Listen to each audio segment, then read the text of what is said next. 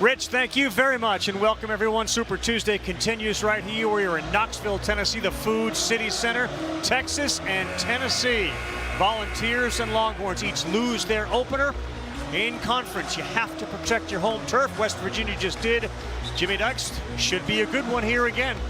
Yeah, it should. You look at Tennessee right now, Ravi. They come in after the loss at Arkansas. You and I were there Saturday. In the last couple of days, Rick Barnes has said, it's time to draw a line in the sand and get back to the Tennessee DNA, which is the hardest playing, most physical team.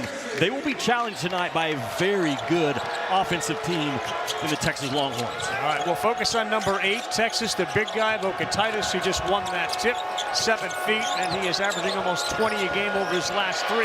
That ball deflected away by Felix Okpara. Jordan Pope launches, and that one is an air ball. And the rebound goes to the freshman, Dwayne Brown. Take a look at the Tennessee lineup. Gillespie with the ball is the leading scorer.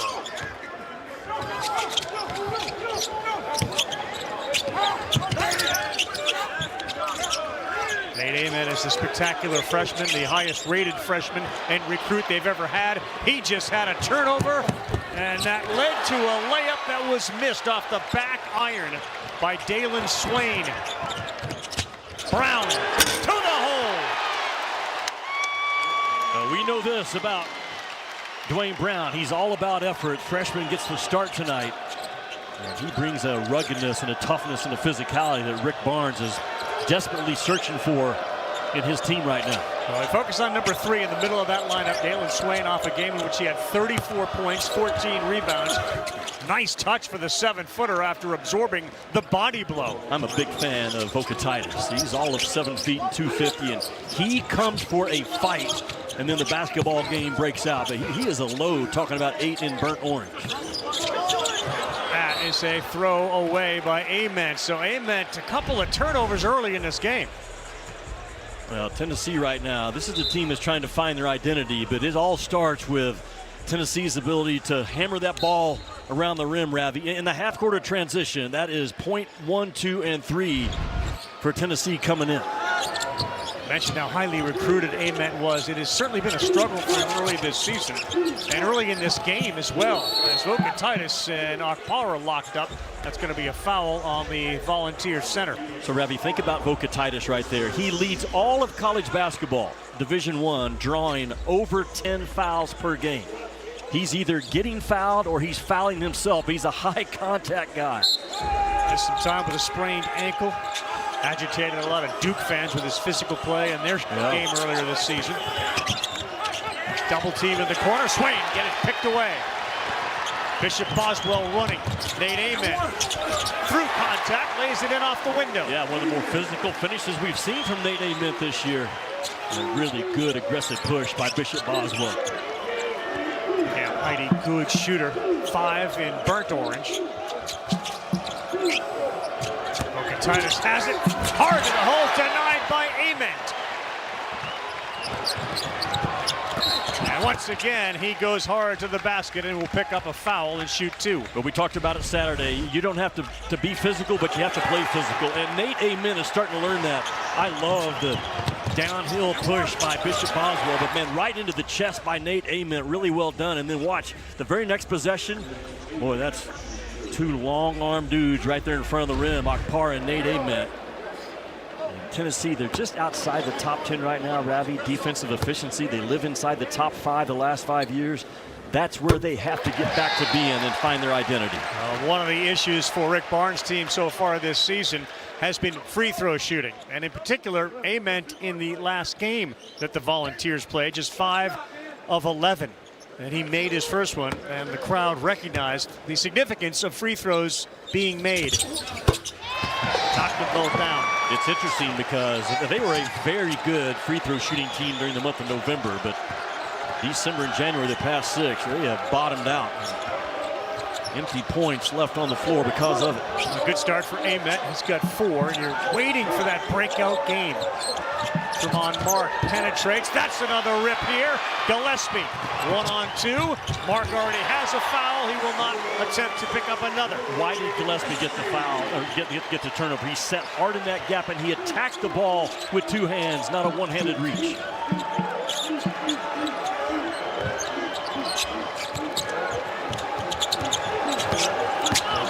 Titus, and there's another loose ball out of bounds off Tennessee, but very aggressive defense for the Vols. Yeah, watch this heavy gap help, right? Boom, right there, just reaching in. Multiple guys attacking that basketball. The one thing about Texas, Ravi, they play a lot of one-on-one basketball. They have a low assist rate.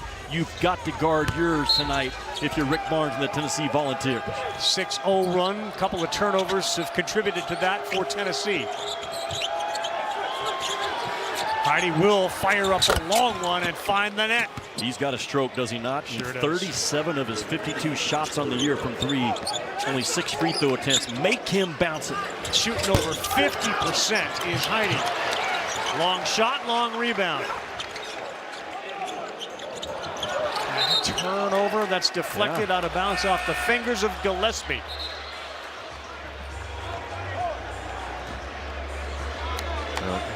Sean Miller told his guys today, the first 8 minutes of this game, it's all about hard cuts, hard passes, everything done with force. Anything soft, lackadaisical, it will get punished. And that's always the challenge when you bite off a piece of Tennessee.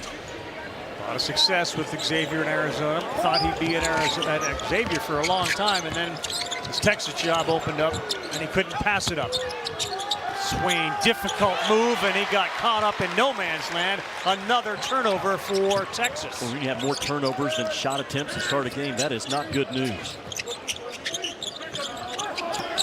Ament goes to the bench. Carey is in. So is J.P. Estrella as Okpara takes a break. Ravi, back to Sean Miller. You know, the year that he set out from coaching, he worked for the Field of 68. And talking to him today, he said, I really rediscovered my joy for the game, my joy being around young people. He spent a lot of time studying different offenses. He has a great passion for how Gonzaga plays the way, so he's a different offensive coach now than he was before he took that year off. And there's just a real joy about him now on that sidelines that I didn't see before that. A lot easier to do your job when you're joyful. Estrella no threw doubt. one up, got his own rebound, and that didn't work. Great bounce pass there from Mark. Just a terrific look, but another layup missed. That is Luisa Traore, and he missed a bunny. Gillespie will get it and go to the line. What a screen off by the air carrier, Jalen Carey.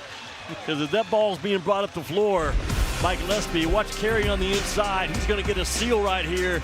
That's a big-time steal assist by Jalen Carey. Chalk it up. Well done. Steal him off, open the road, drive the highway. Gillespie with an easy 2. Welcome back to Super Tuesday, presented by Progressive Insurance. And, of course, inside the Food City Center, this is the SEC on ESPN. Alongside my buddy Jimmy Dykes, I'm Carl Ravitch. Welcome, everybody. Good start here for Tennessee. Rick Barnes, even though they lost that first game and it was a hard-fought battle, still believes their team is very capable of winning a conference championship. Why? Well, it starts with you got to win on your home floor. That was a road loss at Arkansas, but because of who he is and the DNA that the Tennessee stands for, it's about the defense. And he told his guys in a 3-hour film session on Sunday after the Arkansas loss Saturday that we've got to get back to being the hardest playing, most physical, best defensive team in the country. And they're capable of doing it. When you lose to Kai Ziegler and Meshack and those dudes, it's going to take a while, but you can see early in this game, Tennessee already with 3 steals and 1 block, Ravi. The message has been sent and received. Yeah. Up 11-5. I mean, the whole movie industry got away from 3-hour movies. He went with a 3-hour film session. Wow. Good aggressive play by Boswell, but he gets called for the foul. That'll be his first. No popcorn, no Thin Mints, by the way. Sure not. No Milk Duds or any of that. Barnes is watching the video replay. He saw Boswell make the case to KB Burdett, one of our 3 officials. He thought he got fouled. Owen Short and James Breedling, our other 2 officials. Just watch how fast the ball moves for Texas or lack of.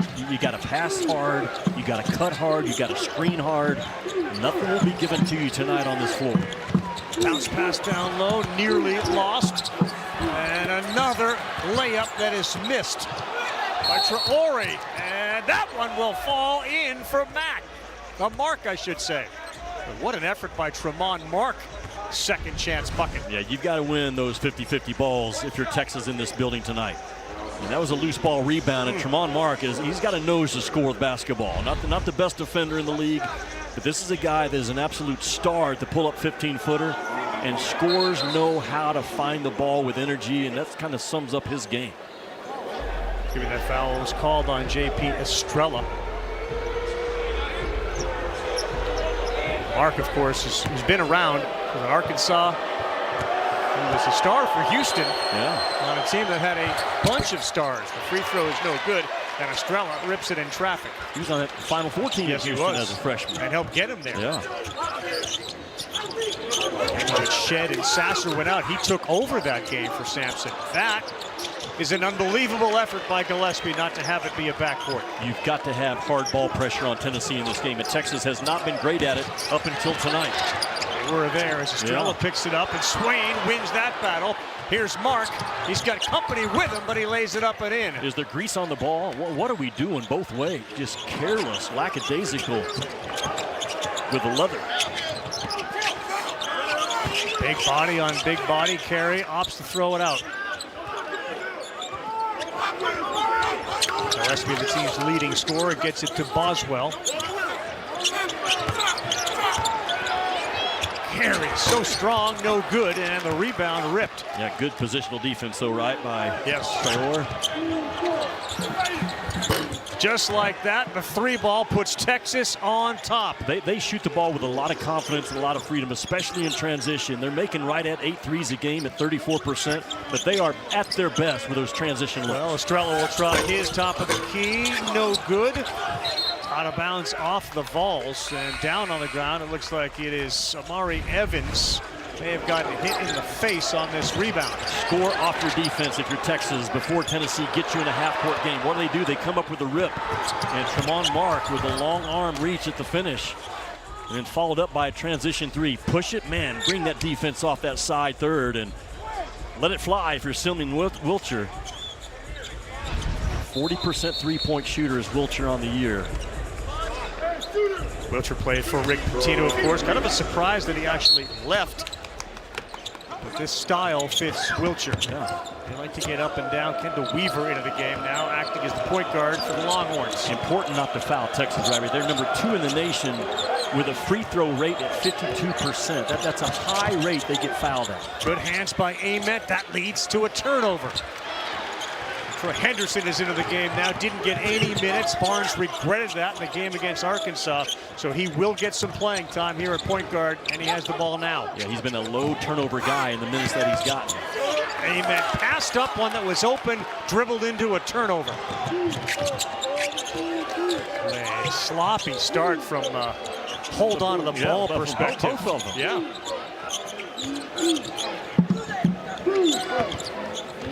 Heidi again launches, no good. Well, that's a good look, though, because Heidi just did a good job of separating off that Okpara heavy gap help. Okpara just got tangled up with Heidi, and there was no call. But Heidi did a great job of sitting on his legs and taking that initial push away. Carey into Traore, spins, and he will get the foul.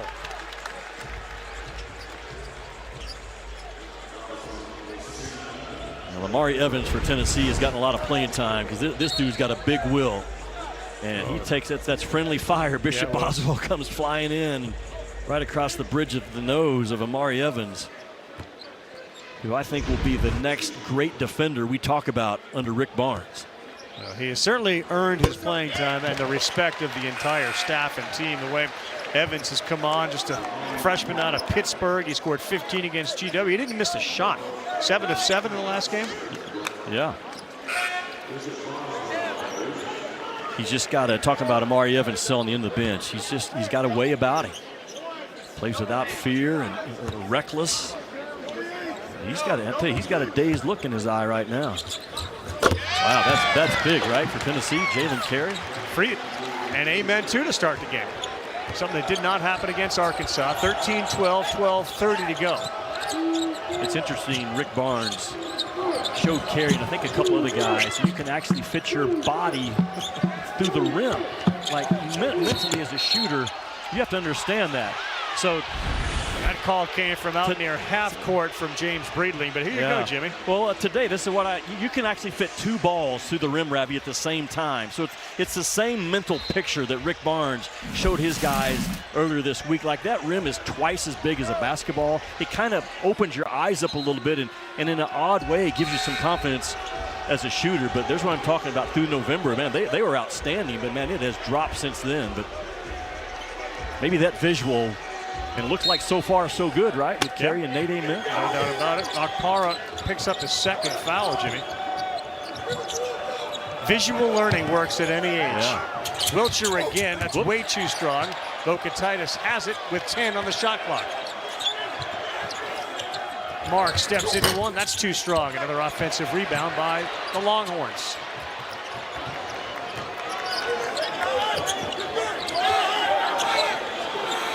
This time Vokatitis has it, Jimmy. They go to double team him right away. Yes, especially with Ament on him. Strength versus length. Weaver picked it up. Estrella had it and lost it. If Kendall Weaver was 6'5" or 6'6", he'd be a first-team All-SEC guy. This guy guarding the ball. He does everything 100 miles an hour. Just a little undersized. Jimmy, the Volunteers, one of the best offensive rebounding teams in the country. Texas has 3 of those in this game. That's going to be a foul against Texas. We will come back. This is a rock'em sock'em robot type game so far with a whole bunch of turnovers. ESPN's exclusive presentation of college basketball. It's presented by Progressive Insurance. Bundle home and auto and save. Visit progressive.com.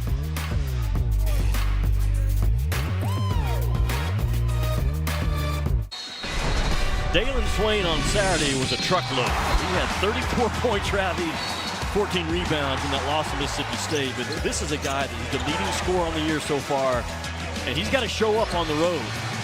He's everything that you want in a 6'8", strong wing, downhill driver with force, gets fouled, doesn't shoot it great from 3, but Texas is going to have a chance to pull off this upset. Sean Miller's got to get Dalen Swain involved offensively. He does have 3 assists. Carey misses the free throw. Swain, of course, played at Xavier with Miller. And there were a couple of schools when Miller left. He said, where do you want to go? And he said, well, Sean Miller's at Texas. That's where I want to go. Yeah, and it says a lot about Dalen Swain because as a coach, you get to pick and choose who you want to come with you and who doesn't. Yeah. And he believes wholeheartedly in this guy. He actually started recruiting him when he was a junior in high school, weighed 167 pounds, and now he's up to 225.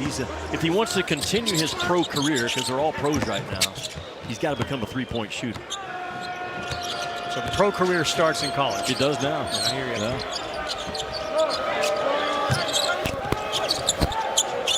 The movement of 8 in burnt orange is the key to Texas's offense. The big guy inside. The more active he is, the better the guards are. Well, he has it now. Vokatitis, and just absolutely blew up Bishop Boswell. That's an offensive foul. What a defensive play and a scouting report play by Bishop Boswell to know that Texas, when they bring Vokatitis out, they're going to go to that empty-sided 2-man game, and Bishop Boswell sprints, Ravi, to get outside that restricted arc. Reads it, finds it, bam, absorbs it. Really well done by Bishop Boswell. And not a flop there. No, not at all. Have you ever been hit by a Vokatitis? Volkswagen or Vokatitis? It was similar. Estrella's getting away with some little puppy steps down there, but it worked for him. And Rick Barnes has been begging for J.P. Estrella to play with more force around the rim. Vokatitis has a prototypical tight end body.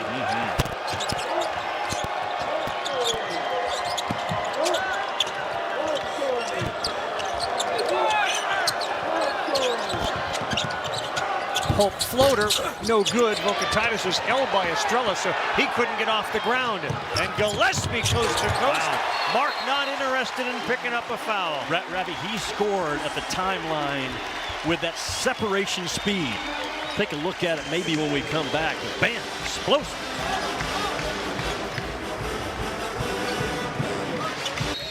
Yeah, Tennessee's going to throw body blows at you on the inside. Estrella with a sprint out ball screen, but dives out of it. And right here, he just fights for his spot, gets his feet underneath his shoulders, makes him more powerful.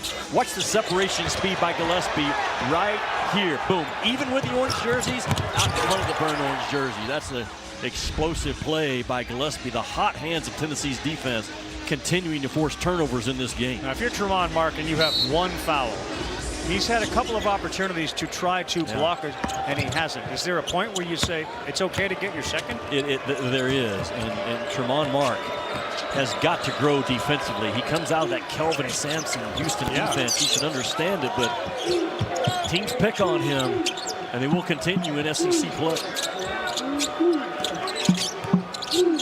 Tennessee, you watch them all night, you'll see they're not afraid to have their bigs come out and play defense against shooting guards.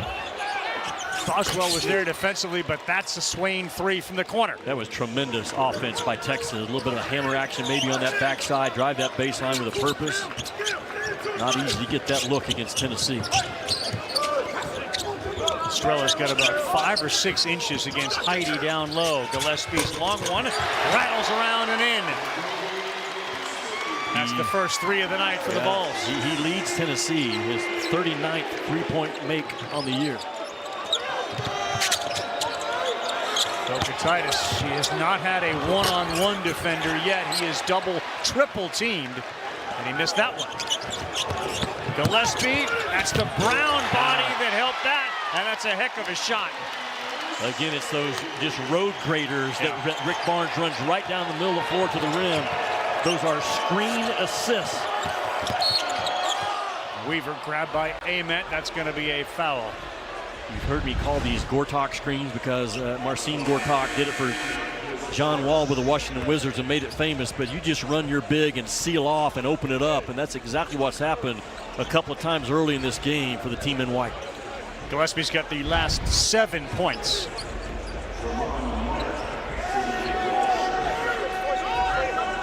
Here you see what he has done. 12 points, 5 of 6, 2 rebounds. Ament picked up his first. Gillespie had options too in his transfer, but he wanted to come home. A kid from Tennessee, could have went to Carolina, which was one of the schools of his dreams. Instead came back here. That's out of bounds on the baseline. It'll be Tennessee ball. Yeah, heck of a high school football player, right? Out of Greenville. Quarterback, wide receiver, defensive back. He did it all. He did it all. He's doing it all here. He is the quarterback. And big shoes to fill for Zakai Ziegler. And what he meant to this volunteer program.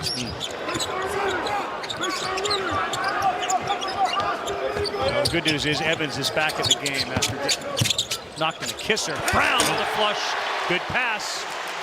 I just really question the inside strength of Texas in this game outside of Boca Titus. Do they have enough bodies to hold up in a 40-minute, 15-round fight?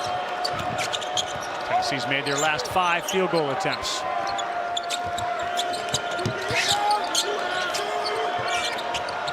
Wiltshire, long 3 off to the left. And that's going to be a foul, and it looks like we are now going to go to the other end to shoot a one-on-one.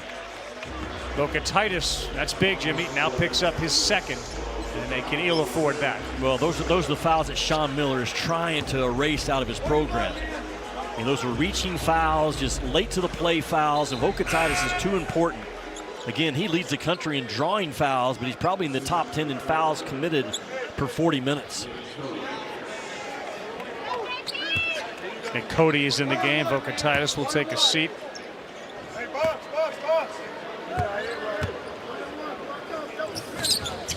What a difference, by the way, free throw shooting makes in this game. They are 7 of 8.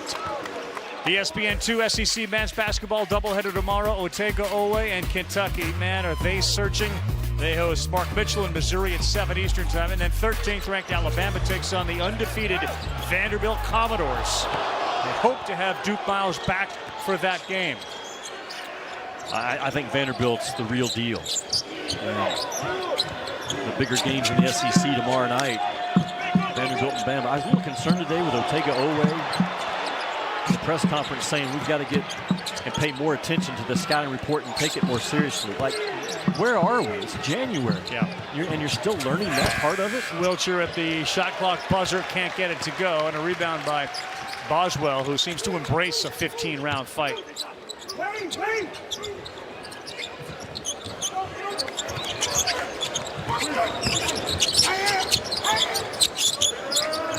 Henderson launch. Too strong, we'll keep it right here. That's an aggressive play by Estrella to go get it, and that's a foul on Cody. We'll take a timeout. Tennessee leading with basketball and football on the mind. Jimmy, 20 years ago, we were a lot younger. So was Rick Barnes. Shorts were a lot baggier. Kevin Durant was playing for Barnes in Texas, and Lofton launched this. An overtime win for the Tennessee Vols, led at that point by Bruce Pearl over Rick Barnes. And there is Chris Lofton who launched that shot over Kevin Durant. You know, Kevin Durant a year later, because SportsCenter ran a top 5 Kevin Durant buzzer beaters. Yeah. He had one last night. 1 year later, literally 1 year after he had one shot over him in his NBA rookie campaign in December, like Game 7, he hit a buzzer beater, did Kevin Durant. How about that? But one of the great shots in Tennessee basketball history. Yeah. Chris Lofton, one of the great shooters to come through the SEC, and a cancer survivor himself, and one of the most beloved Vols that's ever stepped foot on this Tennessee hardwood. Kevin Durant, I watched him in high school after his senior year, the Jordan Classic, for 2 days. I've never seen a guy love ball more than Kevin Durant loves ball. Yeah, I agree with you. And having spent so many nights in the studio when he was playing collegiately, I don't think there was anybody, for me anyway, that was more must-see TV in college basketball than Kevin Durant. I agree with you. And he kind of, Rick Barnes taught that high release prior to Kevin Durant, but Kevin Durant made it famous. But he would play one-on-one, Ravi, with anyone, anytime, all year long. And boy, the great ones love it. And win most of them. Yeah, no doubt. There's an open three, and that one is knocked down. And Cody stepped into that, and they needed that. It ended a 10-0 run for Tennessee. Well, good job of fighting inside, because Tennessee, they test your strength. Your secondary break. Your desire. Your desire, your heart, your love for the game. Do I really want to do this? Air ball there, a rare one for Evans. Wilcher takes Gillespie. That's blocked from behind by who? Evans. Missed a 3 on one end, blocked the layup on the other, and that's going to be a reach foul on Swain. Ravi, Amari Evans is the kind of guy that offensively you don't have to run plays for him. Just trust him to make plays in the same way defensively. This is an all-out effort play by one and white. The recovery length, the recovery determination, the recovery strength and toughness. Boom, just eat it up. You always can tell, too, Jimmy, when a player comes off the court and the coaches actually raise their hands to give you a high five as opposed to doing nothing. You're right. They all raise their hands when Evans came off the floor. He's way more important than that 4.2 rebound average that he's got going on. Carey tried a little slip pass there to Brown and didn't get there. And KB Burdett heard it from everybody here. He pointed the wrong way. Human error. He knew it right away. Both teams are orange. It can happen.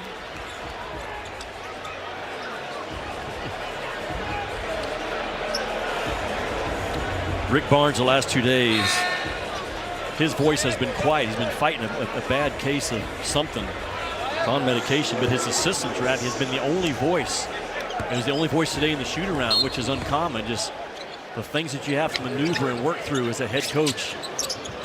January, February, and March. I think we can both attest to the fact his voice is working. Yeah, it is working. We spent 30 minutes listening to Coach Barnes during that shootout. Good play. That's an unstoppable shot there from Dwayne Brown. They Tennessee, they score with their shoulder and finish it with the paw that the ball is in. Since Texas had their first lead at 12-11, Jimmy, Tennessee's outscored them 19-8. Okatitis back on the floor. Interesting. And that's another turnover for Texas. Swain left his feet, and Pope was moving. Here's what I'm talking about with Tennessee. They are so good with their shoulders, those inside guys. Watch the left shoulder of Brown. Boom, right there. Knock that defender off just enough to get some separation, then go ahead and finish it. They look for the contact as well as any team in this league offensively. Estrella getting some extended minutes tonight. And Tennessee's definitely still in that mode where if you play great, you're going to earn your time. because there's been so much inconsistency. Are they going to get Ament with a foul? It'll be his second, and it leads to a 1-on-1 down the other way. It's been puzzling, hasn't it? Just watching Nate Ament, and you understand he's a freshman. He's so young, but the hype was so loud around him. Sure. And deservedly so. I mean, he was a real deal coming out of high school. He was a late bloomer. He's only going to get better and better, obviously, but again, it's the physicality, the lack of, and only time is going to correct that with Nate Ament. Boy, Swain misses, and all of a sudden, the Longhorns afflicted by the inability to make a free throw. And they rely on it again. This is number 2 in the nation in free throw attempts. That's a good cut and a really good pass down low, but Evans is buried under there. He gets it back out. Yeah. And a whistle, but a 3-second call. Once you stop your move to score, that 3-second count gets you. And you can be backing down as long as you're backing in towards the rim like a post player. You can have it in there 6, 7, 8 seconds as long as you're still moving towards scoring.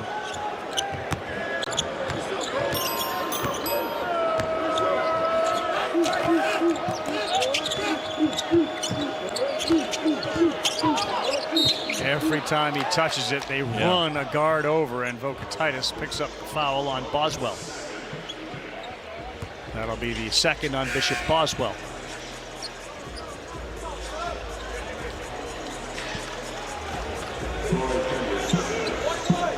And there's their makes and their attempts. Again, I said, coming into tonight, Ravi, Tennessee 415 free throw attempts, 840 field goal attempts. It's a 52% free throw to field goal attempt rate, which is second in the country, a high number.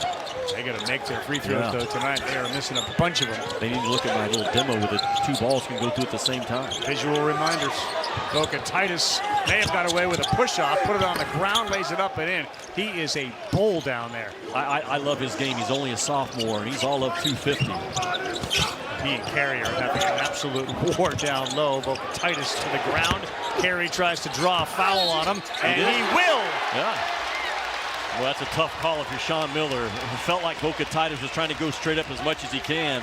But once Carey gets his body into you, he almost makes you collapse down a little bit. Vokatitis gets knocked down on his keister, and Carey goes right to his chest. Oh, yeah, that's an easy call. Yeah, the hands. I mean, Vokatitis has to learn verticality. You teach this play right here. Get your elbows by your ears. Get your elbows by your ears, and you won't come down on people. And that's a bad, tough foul now for Texas to work without. Huge. 4:32. He's done with 3 for the half. He kind of gambled there. Sean Miller putting him back in with 2. Yeah. And it's a difficult team to defend given their size and their desire to get that ball down low all the time. And now they are very vulnerable, Texas, on the boards and defending on the inside. Swain all day long in that last game when he had 34, but Estrella's going to pick up the foul on Traore. Well, Dalen Swain now is going to have to step up with Vokatitis with foul trouble. And Dalen Swain, he leads Texas in points, field goal attempts, defensive rebounds, assists, steals. He does everything. He's got a great voice. Talking about 3 in burnt orange, but so far tonight, just not much at all out of Dalen Swain. And give Tennessee's primary defender on him a lot of credit. Estrella to the bench with 2 fouls. And 3 on that guy. It's interesting, Ravi. Sean Miller plays guys in the first half that have 2 fouls. He'll play them about 30% of the time. Okay, that's a pretty high rate, actually. Yes. As opposed to Rick Barnes, 2 fouls in the first half. He will play a guy 1% of the time. That's a big gap. It's just a different way to look at it from head coaching standpoint. What would you do? It depends on the guy, and it depends on the game, and it depends on the trust I have in someone. Can you play with 2 fouls, or can I not put you in? A lot of coaches guard their own guys by just automatically taking them out, you know. Alley-oop, and that was denied there. Traore got over there. It wasn't a great alley-oop pass from Gillespie, and it's out of bounds. It'll be Volunteer basketball. 8 turnovers against the Longhorns. We got an 8-point game with under 4 to go here in Tennessee.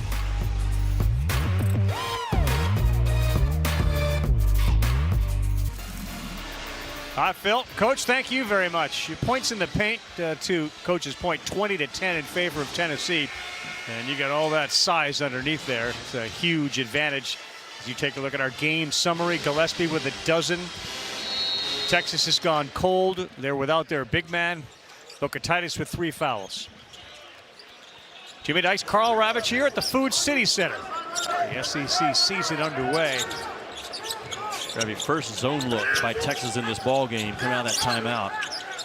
And now they've matched up man to finish it off. Gillespie with 2 seconds on the shot clock, and boy, that was an open, easy layup for him given the shot clock. But what a great job by Gillespie to not let the shot clock pressure bother him. Great play by Heidi. I think he's their best athlete, Heidi. Known as a three-point specialist, but that guy's got some pop. Right back to him, and Carey goes to work, clears out space and lays it up and in. The former Vanderbilt Commodore. I mean, just like his defender wasn't even involved in the play. Just you talk about through the chin and to the rim by an inside player. That was it to perfection. I don't get the impression Traore is having a great time tonight. Not enjoying it. No.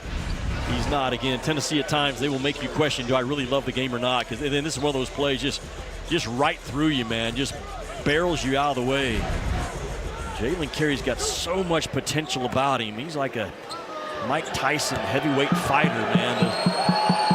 He's going to throw those first blows and find out if you want to fight as well. 6'8", 287. Texas, LSU, the middle game, 2 teams, top 12. Our women's college basketball triple header on Sunday afternoon. North Carolina, Notre Dame starts it off. We wrap it up with Duke and Stanford in Palo Alto. I would make a case that Texas women should be #1 in the country over UConn.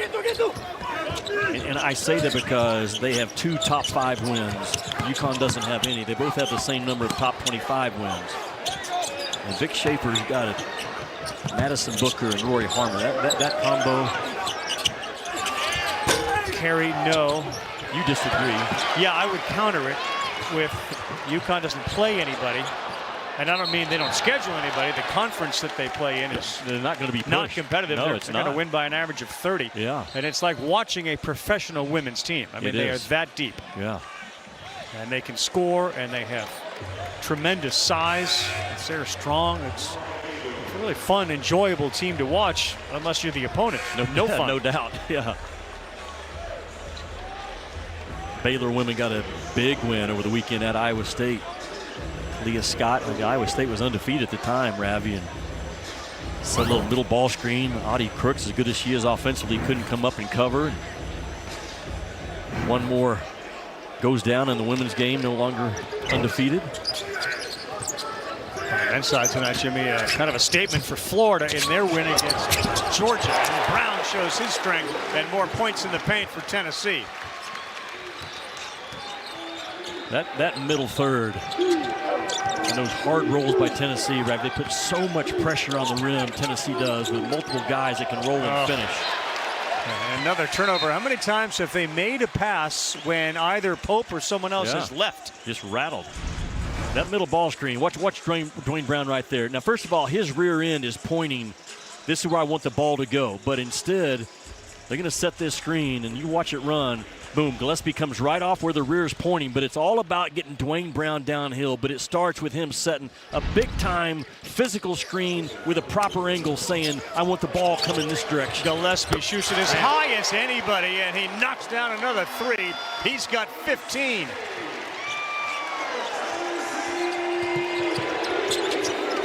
Mark with an answer, no, and that's out of bounds off Texas. Tremont Mark Ravi shooting 67%. 67% from 2, 15% from 3. He's got to understand that. And there's that same play by Gillespie. Screen, rescreen. If you go under, you are dead. And that's exactly what Tremont Mark did against Gillespie. That's just not being an aggressive, dialed-in defensive player, allowing Gillespie to come off that clean. Yeah, I forgot he had that layup. He's up to 17. Is he at 20? Yes, he is! Unconscious right now. Jacoby Gillespie. It's a very dangerous 1 minute here to go for Texas in this game. They are down by 16 all of a sudden.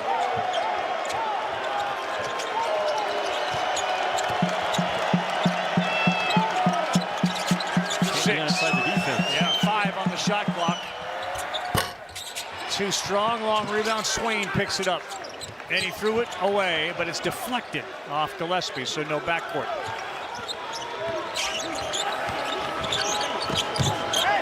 Pope on the ground. They can't tie him up. Swain also on the ground, and they're going to get a reach in on Gillespie. Boy, Gillespie has seen a big rim. And again, that's a great screen by Brown. Again, the screener, Ravi, where his rear end is saying, this is the angle you need to come off of, and Gillespie is using it to perfection. He's such a hard cover because we know he's got separation speed. He can finish at the rim and win those collisions, but that pull-up jump shot is money. So you talk about different styles of shooting. He has embraced high arcing shots. Gillespie? Yes. Yeah. It's a little different Tennessee team when you think about Lanier and Connect. You know, that was a three-point shooting team. They've gotten a little bit away from that. They don't have that talent. And Ament isn't. He's not Dalton Connect, and he's not Chaz Lanier. But Gillespie certainly has that ability. Go to your point. Tennessee's only averaging 7 made threes a game. That's kind of a low number, 34%. But when they make up for it by hammering that ball inside, putting fouls on the defense, and although they're not at the Rick Barnes defensive standard yet, they are slowly trending that way in this first half. Free throw rattles in for Gillespie. It's been a big part of the story for Tennessee in the first half. Their successful free throw shooting. Gillespie is 2 of 2, now 3 of 3, and he's ripping a lot of net with his shots. It's the third 20-point half of the season for Jacoby Gillespie.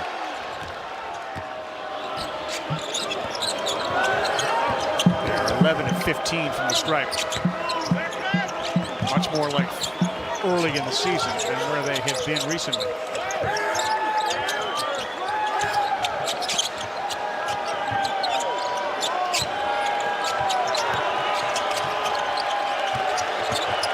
Mark puts up a soft one, and there's a whistle and a foul.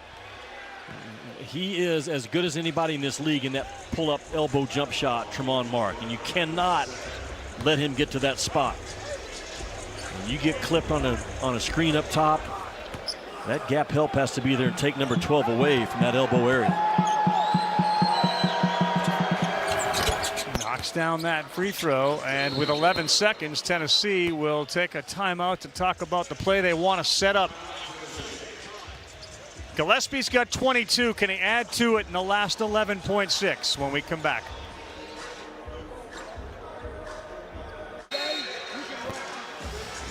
He has thrown up more than 200 field goal attempts, 40 more than Nate Ament has Jacoby Gillespie. He is the point guard. He's also their point person when it comes to accumulating them. And tonight has been an outstanding first half with 22 points. There's a lot on him. He's the play starter and a lot of times the play finisher.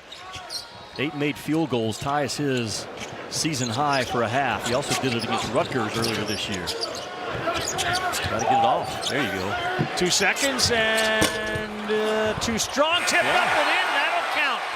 Was that Amari Evans? Yeah, it was. I'm telling you, you don't run plays for a guy like Amari Evans. You just say, I'm putting you in and go make a play.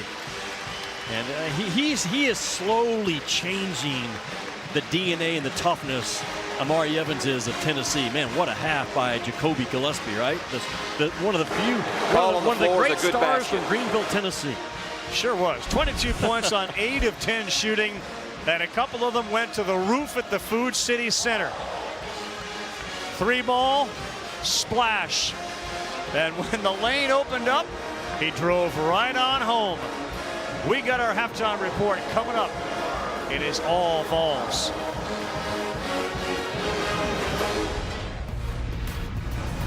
Wow, heck of a close to the back. It's a Super Tuesday presented by Progressive Insurance and, of course, the SEC on ESPN, downtown Knoxville, Tennessee.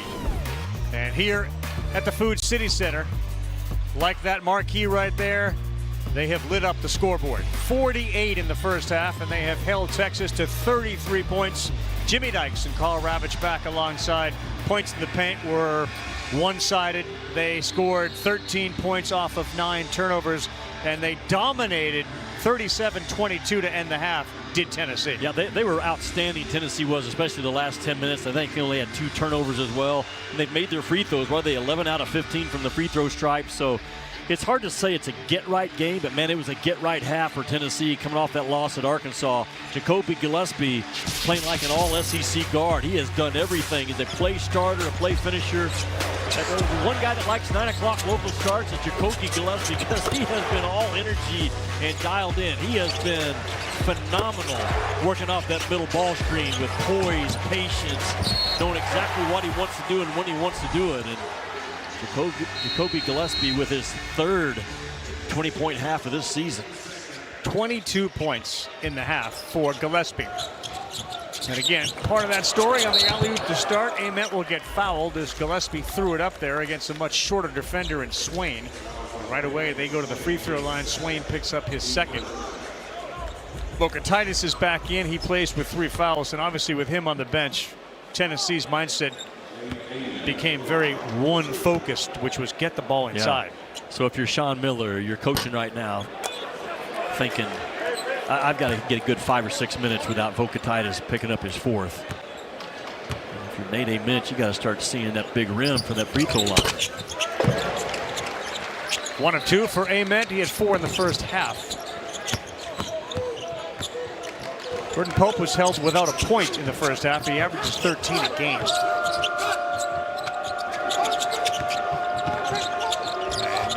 It's a difficult place to play to begin with, and Tennessee imposed their will on Texas. And there's a bad pass, and Gillespie looked like a defensive back with a pickoff.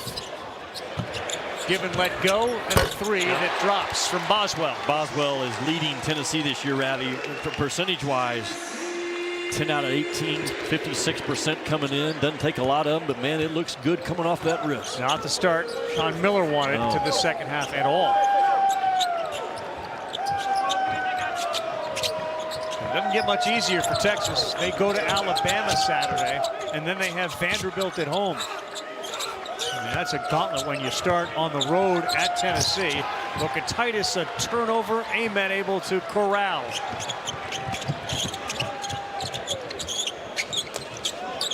Bishop Boswell, the last one up the court. To see him enter your picture there, limping a little bit. You know, Tennessee not fearful at all to put 2 guys on Vokatitis tonight. He has like 4 assists on the year. Wow! Watch out! The rim denied him, but then an easy one over the rim for Okpara. Okpara's a tough dude. He's been battling a little bit of a hip pointer, but it's hard to keep him off the floor. He just a lot of grit and toughness by Okpara. Sean Miller wants a timeout. And the team physically came back from the halftime, but I'm not sure mentally they're right there right now. They are getting blitzed. Yeah, cannot make a cross-court pass against Tennessee. And a good job of a boomerang pass. Boom, I'll throw it to you, get it right back to me. Boswell, rise, release, rotation, 3 with a 3. Now, if I tell you not to cross the street, and I keep telling you, and I say, I swear, whatever you do not cross the street, and you do and the bus hits you, I'm going to take responsibility as your parent. But damn it, how many times do I have to tell you not to cross the street?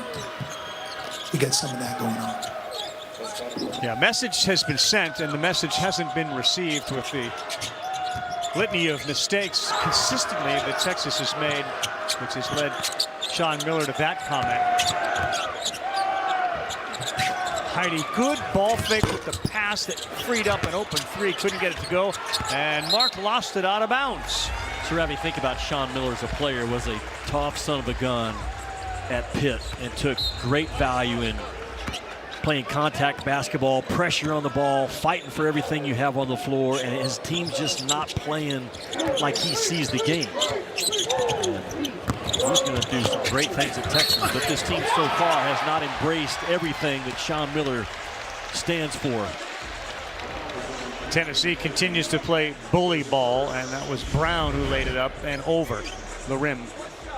Well, they have Tennessee picked on Tremont Mark a lot with that middle ball screen action, and he's not the only one that melts on ball screen defense, but Tennessee is exposing it time and time again. Shooters on the side, two-man game in the middle. An 8-0 run by Tennessee to start this second half to increase that lead to 56-33. Mark's three's way short. And Amen in traffic gets it. At some point you wonder too, Jimmy, what role the coach plays in all this, the general manager in the lineup construction, as Amen can't get the three to go. It's one thing to criticize your team, but you're the one that put the team together. And it's Texas has a good starting five, but defensively, Ravi, they're not at a high SEC level. I think they came in 110 in the country in defensive efficiency. And Sean Miller knows, this is a terrific man-to-man defensive coach throughout his career. Xavier, Pitt, Arizona. And it's year one. It's year one. That's the most important. It's year one. He and his wife built a house, took 3 years to build at Xavier, and thought we were going to live here. This is where we're retiring. And this is a plum job. I know you and I both think a Texas college basketball opportunity to go with football, to go with baseball, and obviously the women's. Like, that is a plum job. Yes, and Texas has a head coach now that more than capable of someday winning the SEC. Sean Miller's that good. Yeah. Just a guy or two short this year so far. Wasn't Rick Barnes Sean Miller's coach at summer camp when Sean was like 9 years old? Yeah, he was. 1978. Yeah. Sean Miller was his point guard. Calipari, I think, was a coach there too.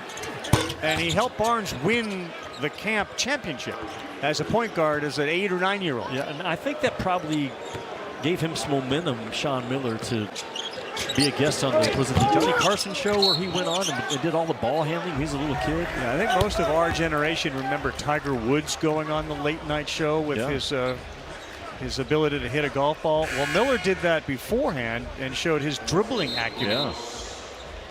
People at home that are watching and are awake said, wait, Johnny Carson? This is when Johnny Carson was beyond. Yes, absolutely.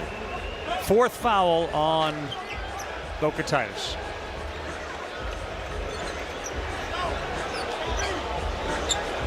Vocatitis in foul trouble against Tennessee is a bad omen. It is, or anyone in the SEC this year. They're not real physical with him, but certainly without him. Looks like they're trying to get Ament going a little bit, and he lost the ball on the way up. Ament shows the ball to the defense way too easily. You got to understand, man. That chest, a big part of keeping the defense off of him. Quick whistle on Boswell there. It's an interesting point, and you know this, Jimmy, having been around the sport for so long and in this conference. The coaches will be the first to tell you what superstars get away with in high school. That doesn't work at the collegiate level. Passing, shooting, dribbling, that won't work. Yeah, what you did in high school off of 3 dribbles, you now have to do off of 2. And anything you can do with one hand in high school no longer works. Everything's got to be done with 2. They've done a great job on Swain coming off his 34-point performance.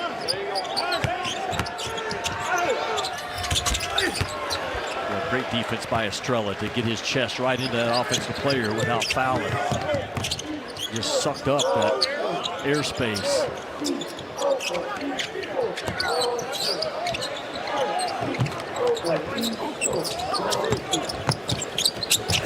Good defense that time. Knocked it away from Gillespie.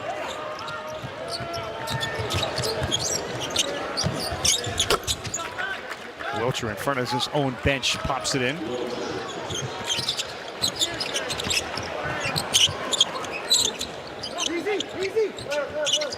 You made a good point about Amari Evans going to the halftime break, about how he's slowly emerging as a sort of a defining player, but also helping define or redefine the culture here. Well, he is, and yet it started back with Grant Williams and Admiral Schofield, and passed on down the line to Meshack and Ziegler, and Tennessee has not. Yeah, Fulkerson. They haven't found that guy or group of guys yet, but you can see it starting to grow in Big Orange tonight.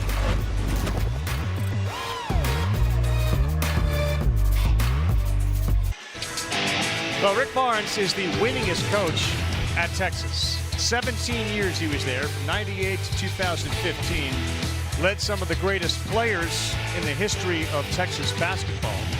And he was a successful coach not only in his ability to lead men, but to lead them deep into tournaments. And how about the names on this list, which, by the way, leave off some incredible names with Ford, Durant, DJ Augusty, Chris Mim, LaMarcus Aldridge.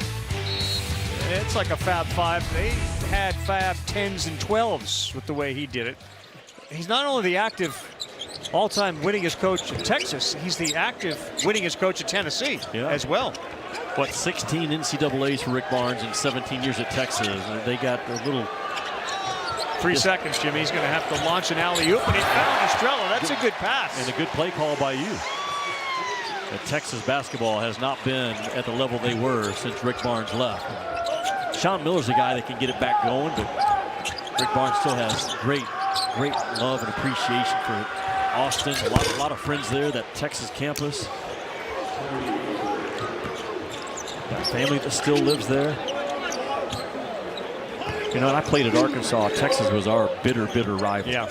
Back in the days, they did an Abe and Eddie show. Nike did. Abe Lemons and Eddie Sutton about the rivalry. And Abe Lemons told his team before they played us in Fayetteville one night, whoever plays the worst has to stay. Has to stay in Fayetteville after the game. That's what he told his team. Good hands here by Nate. And Amen's got an idea. Boy, he got bent backwards, and he's shaken up a little bit. Look at Evans bowling his way to the basket. Bowling for dollars is what Amari Evans does.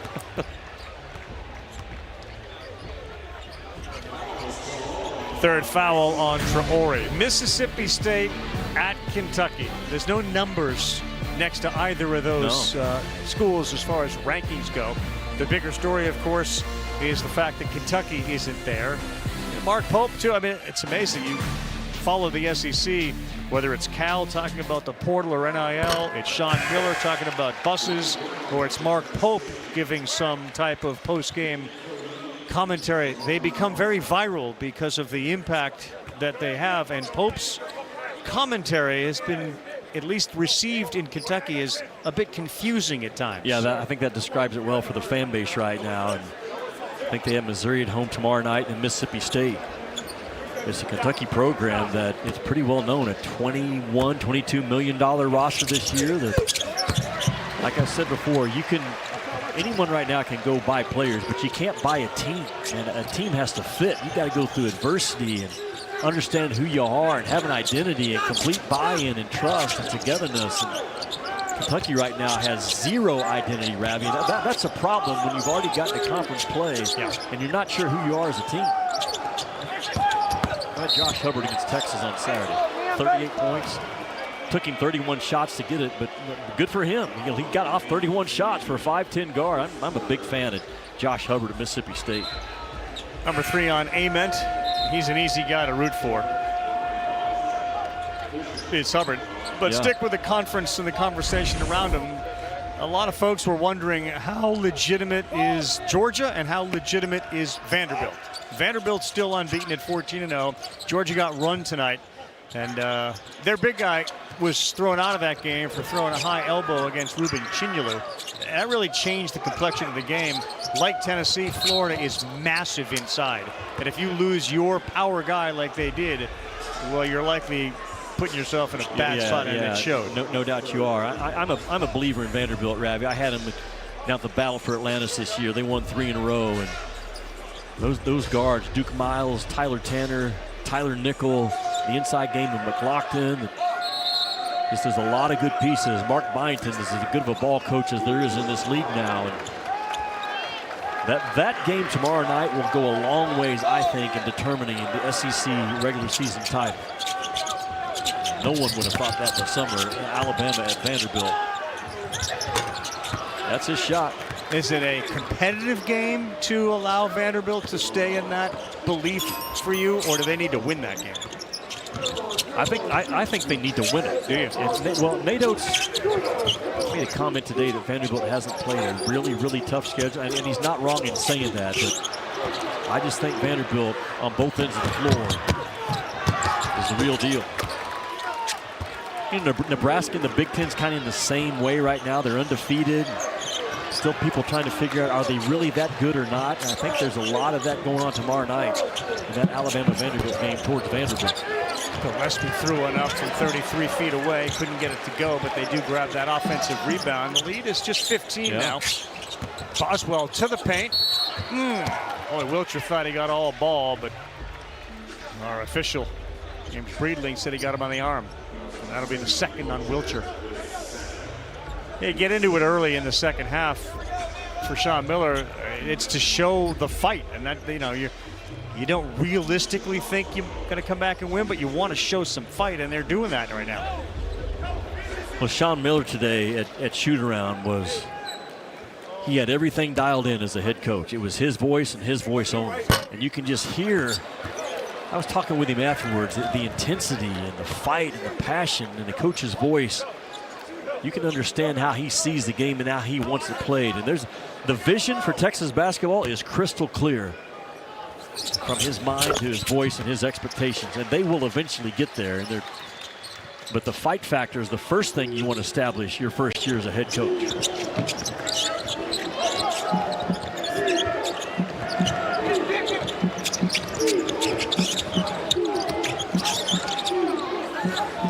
When you play someone is so important. Texas caught Tennessee at a bad time coming off of a 3-hour film session on Sunday.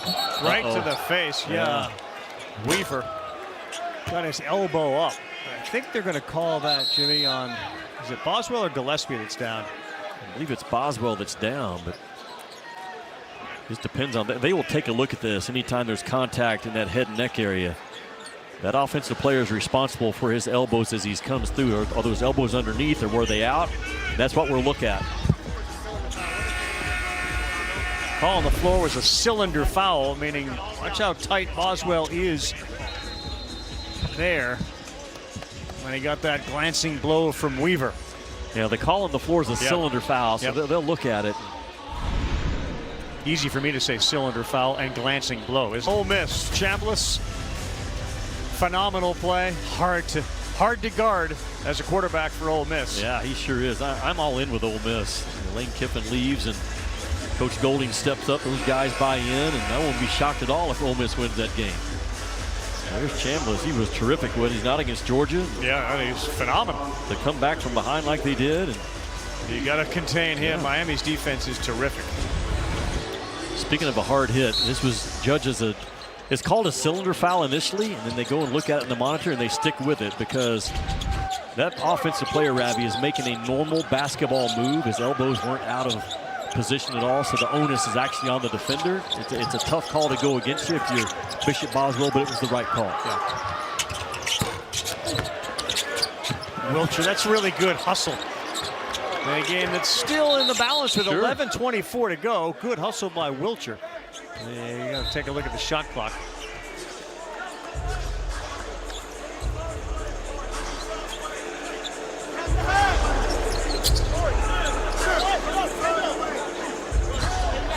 You know, the pieces are there for Texas to fight their way back, not only in this game, but in this conference. I big believe in their starting five. The depth right now still needs to come on for Sean, but Mark is a good one-on-one player until it's one-on-two. Yeah. Weaver's going to have to dish. Heidi. Oh, wow. 1 foot off balance three. It is definitely a game, and a good job by Mark to fight to keep the possession alive.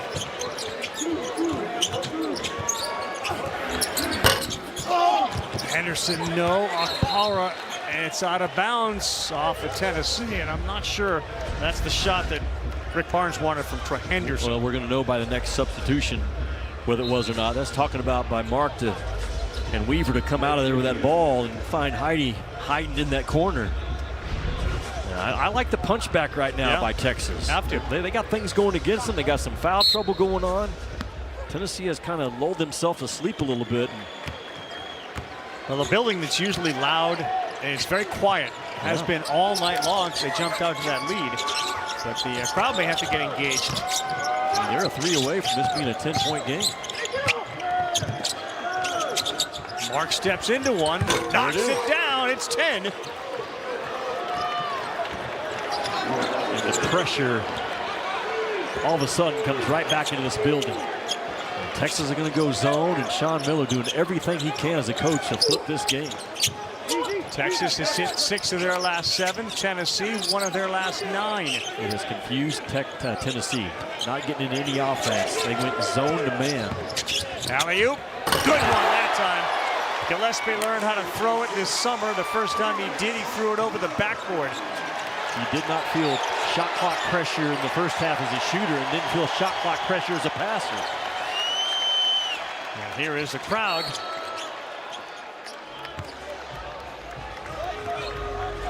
Well, Texas doing all they can to hang in this ball game. Heidi drives it, and then Weaver with a second drive gets Tennessee in just a little bit of a rotation. Amari Evans a little late on the recovery.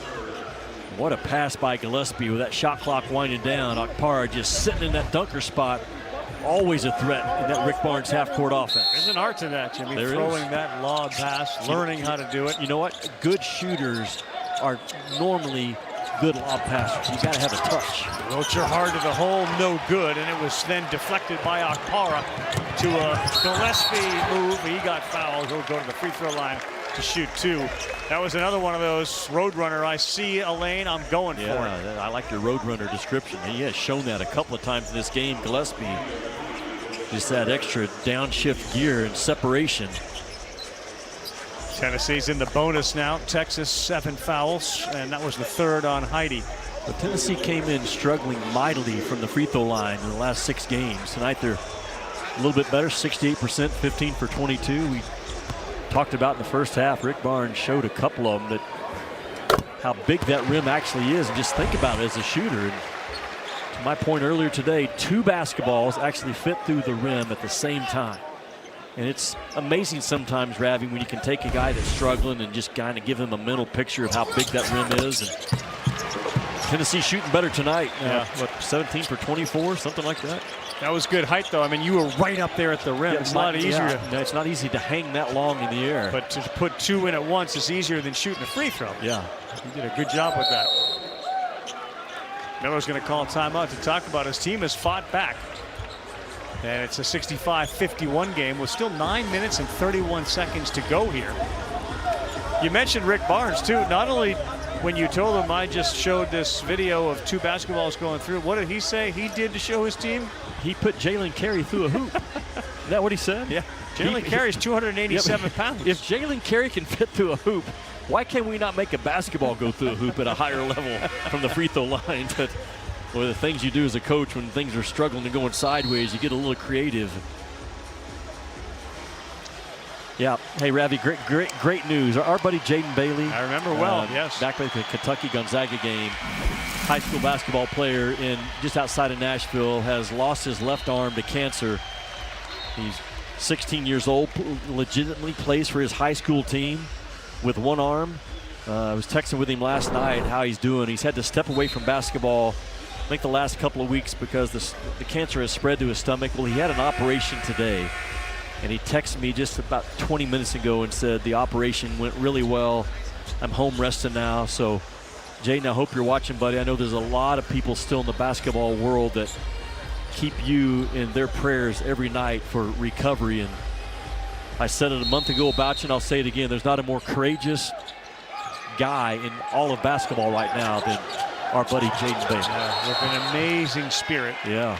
He had the surgery today, and he is home tonight. And as he said, Coach, this is just a minor setback. They took over 8 liters of fluid, equivalent to 18 pounds, during the surgery when they drained it.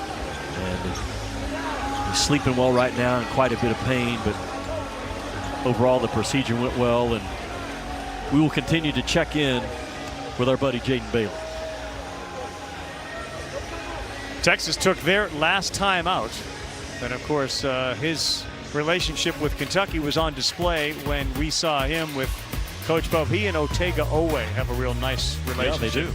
Missouri at Kentucky, 7 o'clock Eastern time, and then Alabama at Vanderbilt. What a game. All of a sudden, Alabama and Vanderbilt is. It'll be played on the Commodores' home court at 9 p.m. Eastern time on ESPN2. It's a must-watch game to sort of validate Vanderbilt's early season unbeaten success. Alabama has one of the better players in the conference in LeBaron Philon. They have outstanding shooting, as they always do, but Aiden Holloway has got one of the silkiest shots in college basketball. Yeah, no doubt. He has really blossomed under Nate Oates. You look at the point guards in this league. We saw a great one in Darius Acuff Saturday at Arkansas, who, yeah, I'm telling you, he's going to be right there for the player of the year in this league. Tyler Tanner at Vanderbilt, high-level point guard. LeBaron Philon tomorrow night. One of those games that feels like the first one to 80 is probably going to have a good chance to win. They can both just score with ease. Like, they breathe and the ball goes in. Gillespie has many nights like these. He'll move into that conversation. He will.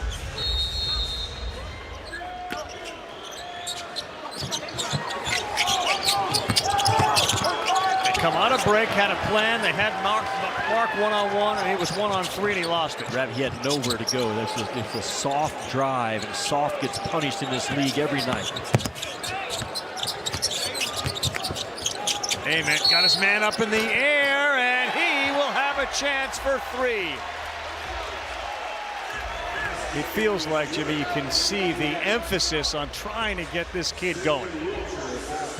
Well, one of his strengths right now still is a 12 to 15 foot pull-up jump shot, because it's really unblockable. And once he gets to that spot, he's a real problem. A little bit of a shot fake, and he does get his shoulder squared up through contact, which is a step in the right direction for him. You cannot do anything off balance or shoulders not squared, and Nate Ament's starting to grow in that area.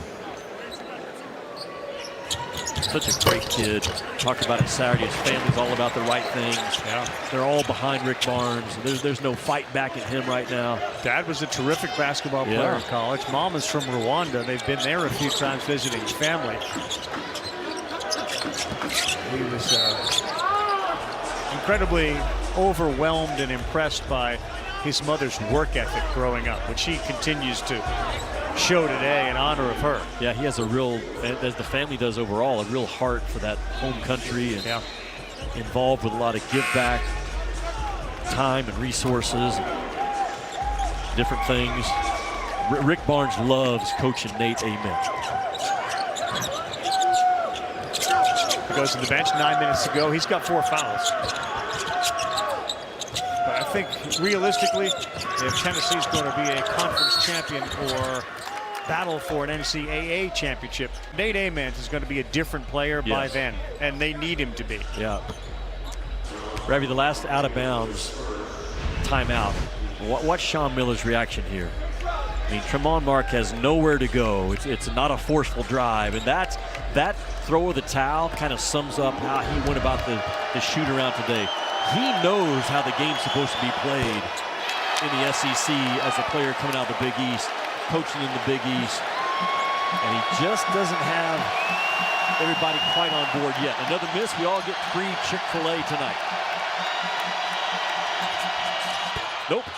Kendall Weaver's too tough to say, I'm going to let you have free chicken. No nuggets? No nuggets. Not tonight. Not yet. Boy, it does show, though, the crowd, which has been quiet, can easily wake up quickly. Whoa, look out. Free nuggets on the line. Yeah, man down was the defense. Weaver, Evans, wow, Whoa, watch out. And they get a foul on Evans as Kendall Weaver is down on the ground and being assisted by his team, but he's in some pain.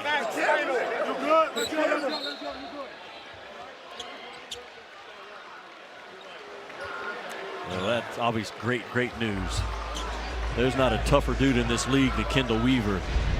Amari Evans is responsible for the contact with a player in the air in a vulnerable position is what they're going to be looking at. It looked like he clipped his legs. Let's take a closer look Yeah, right there, he clipped those legs. Call on the floor is a good basket and a common foul right now on one from Tennessee. This play is under further review.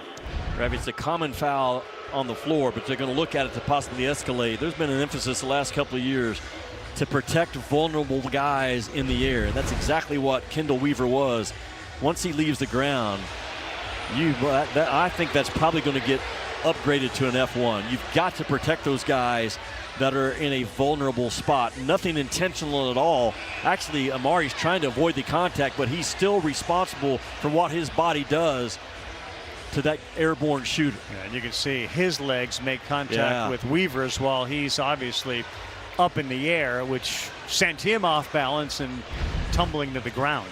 And oftentimes what factors in here is how the officials view it as just the potential for a big-time injury. And that's certainly the position that Weaver was put in because of the contact. I think this gets upgraded by Owen Short. I think to it an has F1. to. I think it has to be.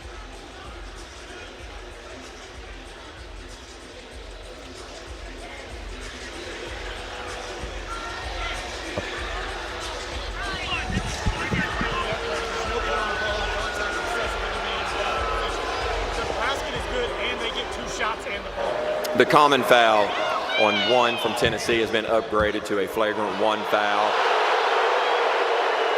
The basket counts. The penalty for a flagrant one foul is still 2 shots, even though the basket counts for 2 from Texas.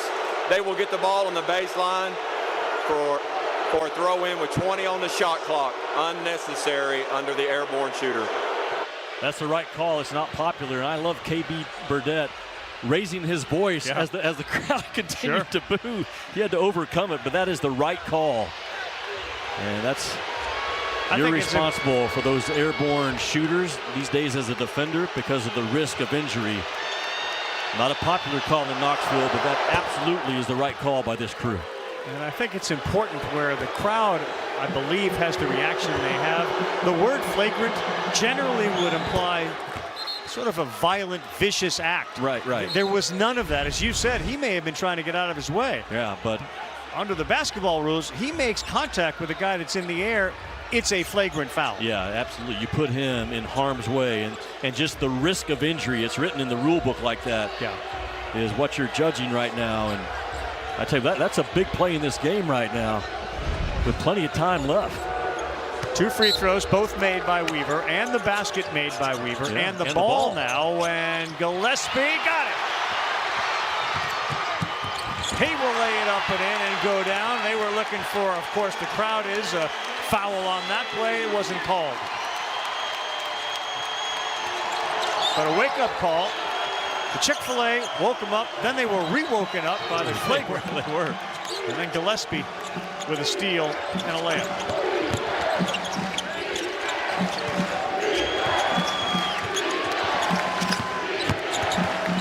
Wilcher doubled on the baseline. Abram deflected it out of bounds with 6 on the shot clock. Tennessee has not been afraid to put 2 on the ball in this game. The whole game. Yeah, Texas is not a high assist team. They're a one-on-one, go make a play for the most part offense with good spacing, staying spread, so you can come off if you're Tennessee. Short clock, do you know it? Wilcher does, and he fires. No good, and they're going to call that on the floor on Okpara, and that'll be his 4th.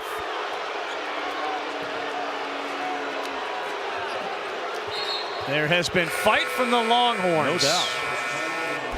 Boy, Jacoby Gillespie's been great offensively. He's made some big-time defensive plays.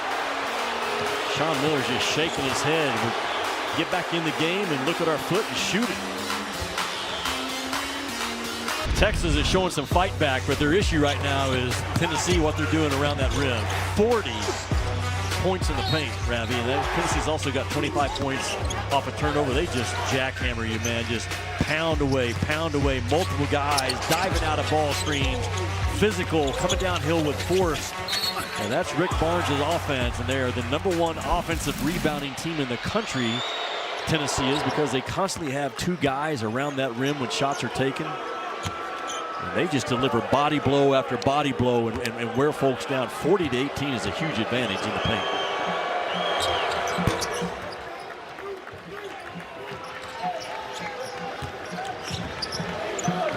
late night. Your flight leaves in a couple hours, doesn't it? 10 minutes. This is going to be a interesting 7:40 because they've been around 10, 12. Yeah. The largest lead was 23. Gillespie, though, with a potential dagger and another 3 to continue a glorious night for him with 29. If you're going to go zone, Texas coming out of that timeout, the last thing you say is, we've got to tag Gillespie no matter where he is. Out of bounds off Tennessee. Tell you, because of Tennessee's size, Jimmy, there are certain matchups within the conference that are going to be fascinating. Saturday is one of them. Florida's front court is massive, as is Tennessee. What a showdown that's going to be. It feels like Tennessee has the advantage at the guard spot. Yep. I mean, Florida, as good as they were tonight, you look at their guard play, it just was not up to top-level SEC stuff like they were a year ago. Todd Golden has got to, I know he knows it. Todd Golden's a heck of a coach. They had 3 studs last year in the backcourt. Yeah, but he's got to find some three-point shooting, consistent play from those guards. Lee was 2 of 9. He's one of those guards. They had 58 points in the paint tonight, did Florida. Was it Condon and Houck doing most of the damage? Each had 21. Yeah. Now imagine these guys from Tennessee battling those guys, Houck and Condon. Yeah. I mean, Tennessee is still built to win this league. I know they lost Saturday at Arkansas. But and Lockton. Yeah.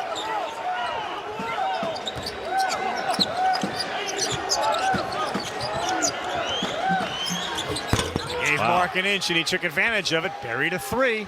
You dared a 15% three-point shooter to shoot it, and he finally makes you pay. It's right around 10, 12. They can't get it down below that. They're still in this 1-3-1 zone. And Gillespie burned him the last time. Still 10 on the shot clock. They were begging them to keep their hands up, and it's all going right for Gillespie. Ravi, the ability of a guard to punch the paint and then stop and separate, that's high-level stuff. Not a lot of college guards can do what Gillespie just did. He's got 31 tonight. Man. With 6+ to go.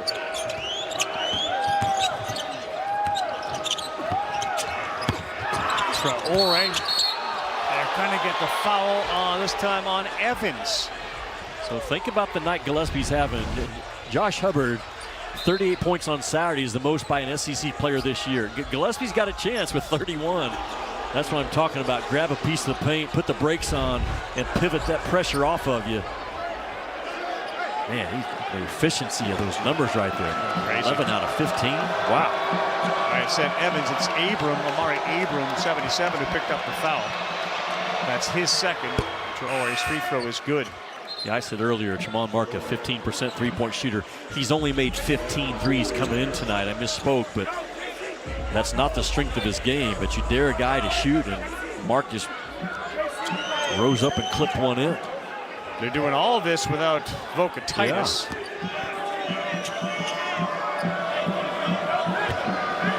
There he is with his fouls. High arcing free throw from Traore.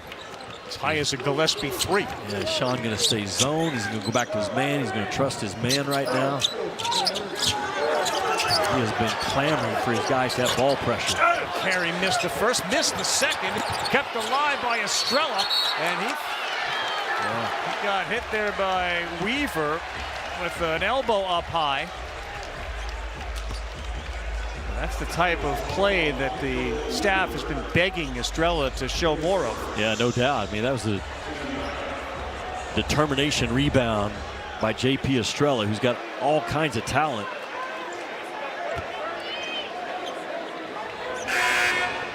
Back in Maine, that's where Estrella is from, Maine. You know who else is from Maine, of course, Cooper Flagg. Yeah. And those two used to compete against each other. These are highlights of a famous high school game in which Flagg outshined Estrella in a game in which Estrella was phenomenal. Well, this kid has a 9-3 stand and reach, Estrella. He's got a good stroke about him. You look at his numbers, doesn't shoot a lot of threes on the year, but 50%, 3 out of 6. There's a lot of talent just oozes out of that jersey. He missed the last 30+ games last year with that injury, foot injury. Back to 14 with pressure from Tennessee. Sean Miller going 4 spread. He's done a lot of this tonight, just keeping that 4 open. Really good spacing. He talks about get on your X. 4 X's you put on the floor to put those guards to play around off of. Wilcher a step back, shot, comes up short, and Estrella with a rebound. Gillespie's heads up, he finds Evans, and Barnes looks at him like that was a little selfish. Didn't need that right there. Yeah, time, score, momentum, all those things you got to have in your head as a point guard. I like the aggressiveness for the advanced pass, but not there. It wasn't there. And you're nursing a 14-point lead with 5:30 to go. Suddenly, Rick Barnes' voice is okay. Yeah, it looks like it. He talked too about how Gillespie's never had to lead what he said a major program, and that's another part of the trend.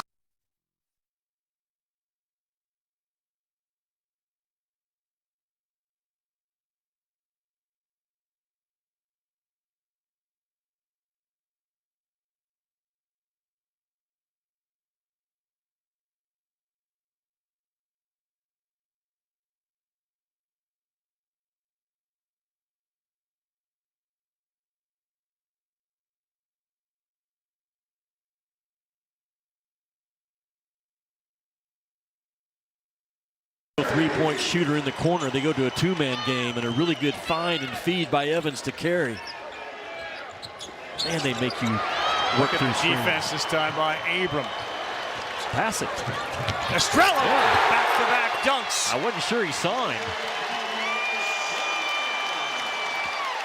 The lead has just gone from a potential single-digit deficit to 15.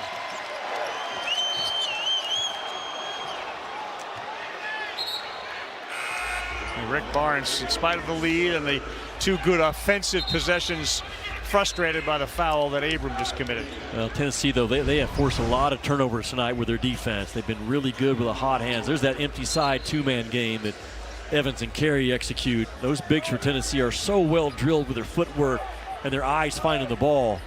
And J.P. Estrella just in the middle third with force.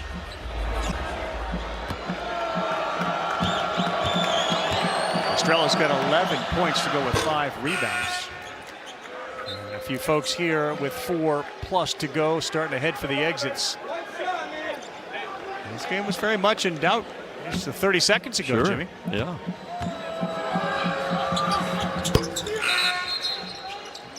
Well, Sean Miller is going to be, regardless of the outcome, and it's still not over. He can be a lot of good things in this second half. They had foul trouble going against them, and well, they fought and kept the ball moving. They've defended better. They've held their own on the boards for the most part.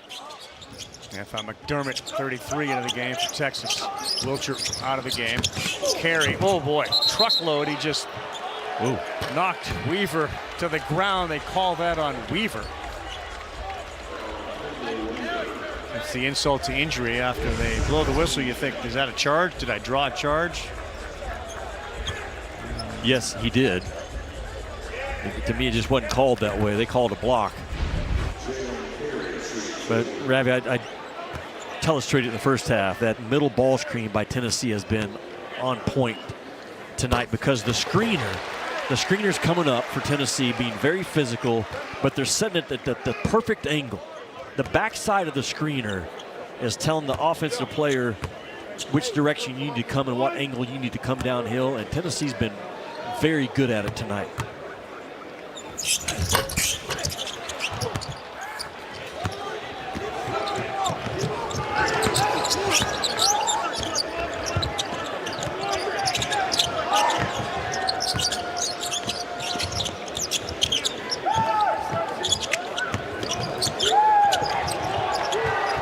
Great ball pressure. 8 seconds on the shot clock. Mark looks for the high screen. Doesn't come, so he kicks to Weaver, who penetrates and goes way up. Dropped it off the left side of the rim. Boy, he exploded.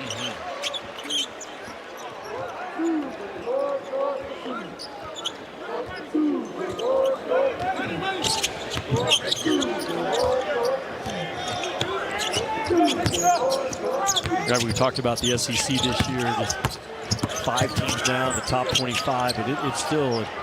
It's going up. You knew it was going in. You knew it was going in. One of those nights for Jacoby Gillespie, now at 34. So keep watching, because 38's the most for an SEC player so far this year, and he's got a chance. He's got a career high. Weaver's 3. That's short. He followed it up.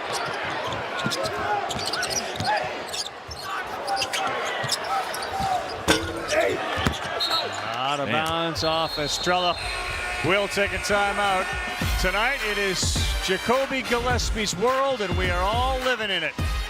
The kid that grew up wanting to play for the Vols got a chance to transfer and lead this group in his senior season. And what a night he is having. A career high 34. A friendly rim and a beautiful backboard. It's all Vols thanks to Gillespie and his incredible night. 34 points on 12 made field goals, 5 of them threes. ESPN's exclusive presentation of college basketball is presented by Progressive Insurance. Bundle home and auto and save. Visit progressive.com. A little nighttime running outside. Temperature fairly warm here in Knoxville. And it has been a lot of running for Jacoby Gillespie. Career highs in points, field goals made. 34 points, the 12 field goals, 5 of 7 from three-point land. And Jimmy, he is perfect from the free throw line, 5 of 5. A good night for Gillespie that has allowed Tennessee to move into a position to even their conference record. Can I tell you something that keeps me up at night? Yeah. An official box score, Yep. the plus minus.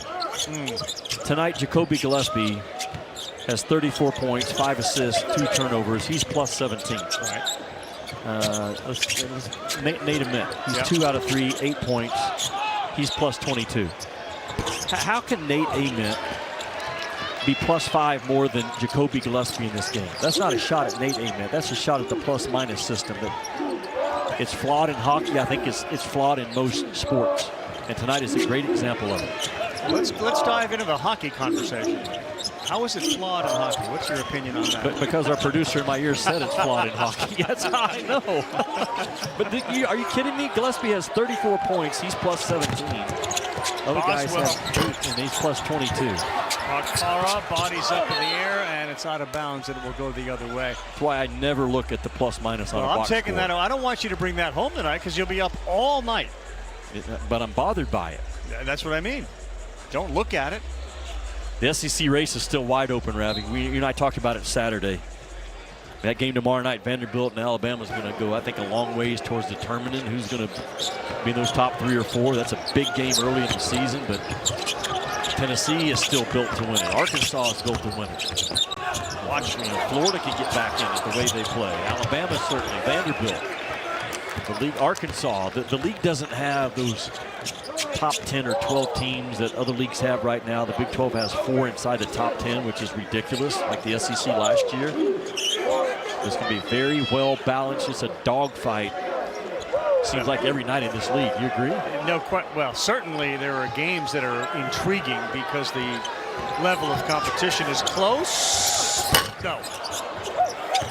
The 2 games that are awesome are the one you mentioned tomorrow night, and then the Saturday game. I think the Florida-Tennessee game is a war. Yeah, in Gainesville on Saturday. I think it's at noon. You and I will be in Tuscaloosa for Texas and Alabama. Amen. Go ahead.